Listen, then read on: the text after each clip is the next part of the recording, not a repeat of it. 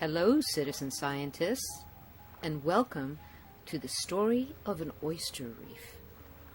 In this experience, you will discover and learn about the effects of human-made trash that prevent the creation and growth of an oyster reef.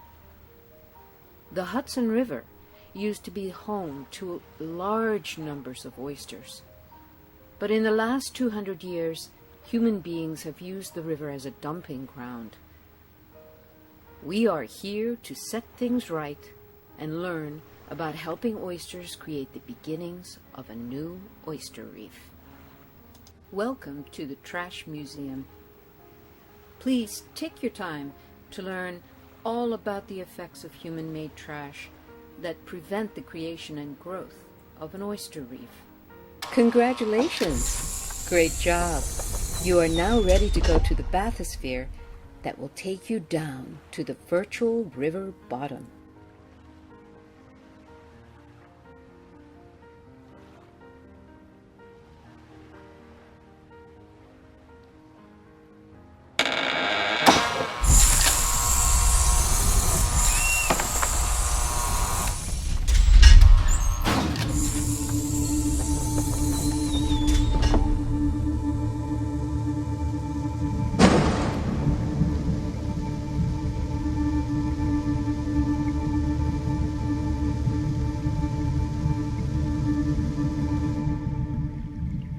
Welcome to the bottom of the Hudson River.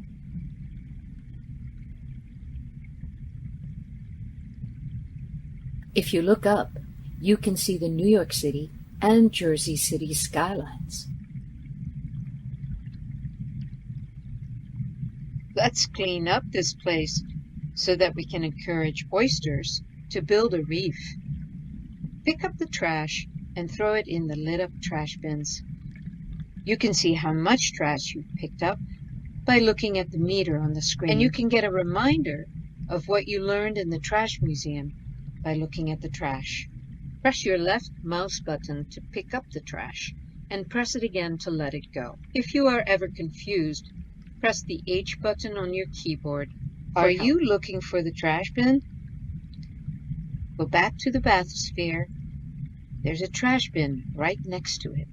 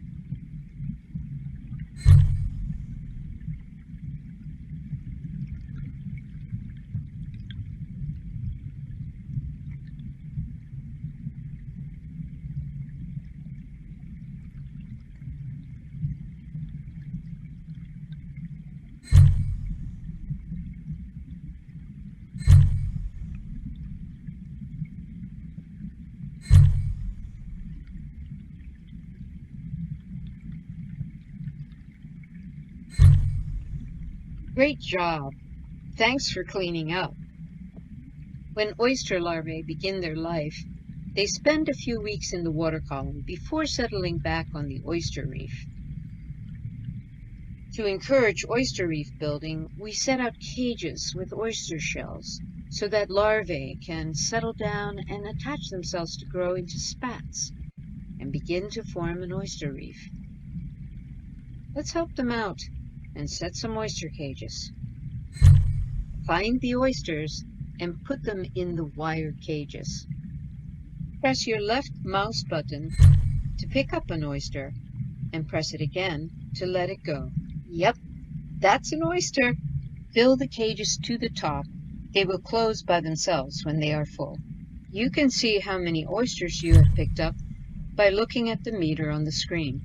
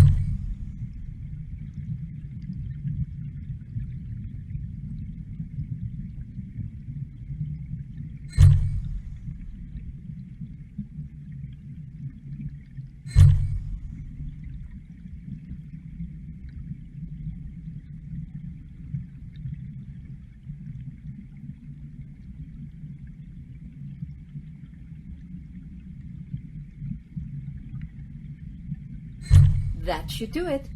Let's skip ahead and see how oysters will affect this environment. Look at the time meter and see how much time it takes for oysters to build a reef.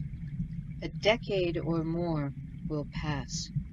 To be successful, oysters must meet favorable growing conditions, such as unpolluted water and other oysters to stick to.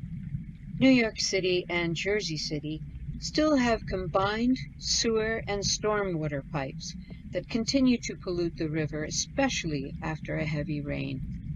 Oyster reefs serve the Hudson River ecosystem with clean water, habitat for young and vulnerable marine life, and a hard substrate for breaking wave action, as storms are more and more violent with climate change.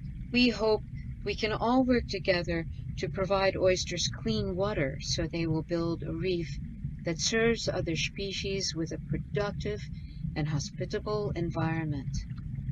Remember that a 2-inch oyster can filter up to 50 gallons of water a day, but their job is much harder when there is too much trash and pollution preventing favorable reef building conditions. What species can you see that were not there before? Plants? Animals? Thank you, citizen scientists, for helping us build an oyster reef. When you are back in the real world, remember that it is up to all of us to keep our planet beautiful. From the largest whale to the smallest oyster spat, we are all connected. This concludes our experience, but please feel free to stick around and see what a developed oyster reef looks like. Please look at the website for more information.